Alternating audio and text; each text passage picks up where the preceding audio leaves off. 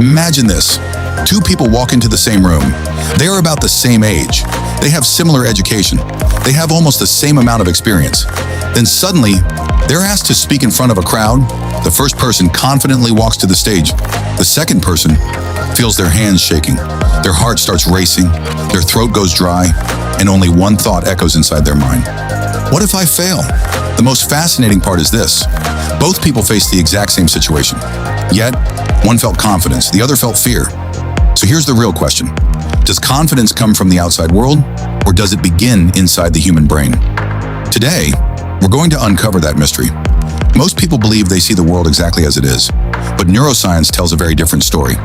Your brain doesn't experience reality first. It experiences its interpretation of reality.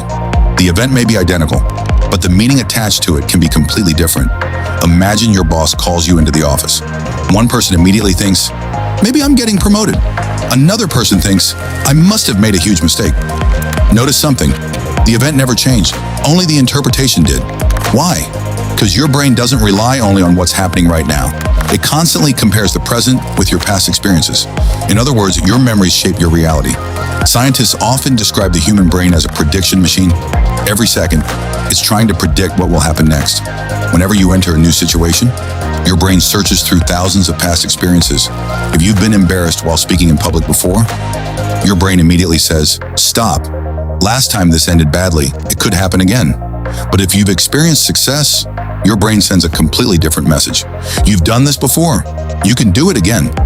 This is why confidence isn't based only on the present moment.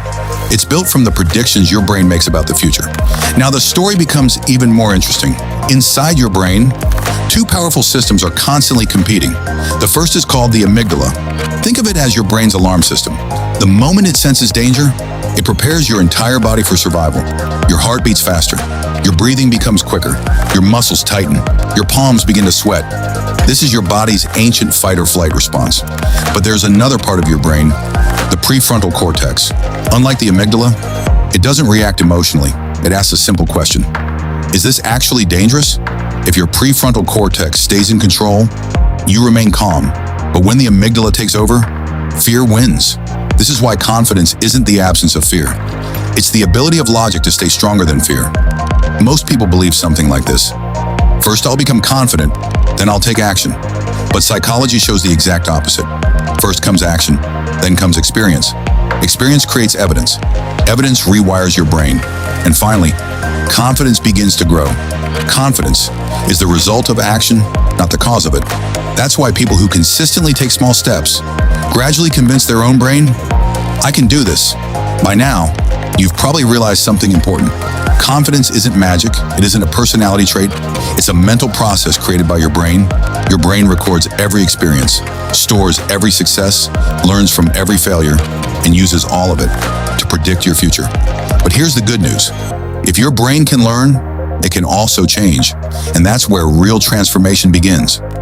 In the next chapter, we'll discover how tiny victories can literally rewire your brain, and how just a few minutes of the right practice each day can permanently strengthen your confidence. Because confidence isn't something you're born with, it's something you build.